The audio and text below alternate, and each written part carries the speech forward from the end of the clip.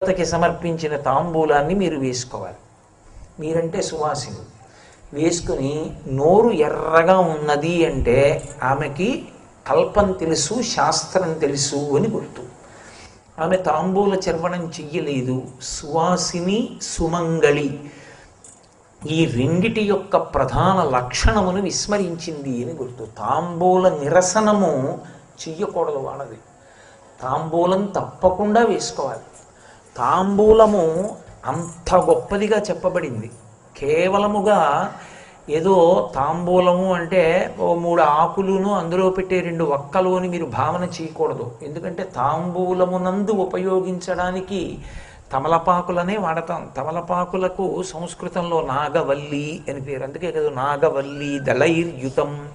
దళైర్యుతం అంటే మీరు ఎవరికైనా తాంబూలం ఇచ్చారనుకోండి 3 ఆకులు పెట్టాలి. 3 ఆకులు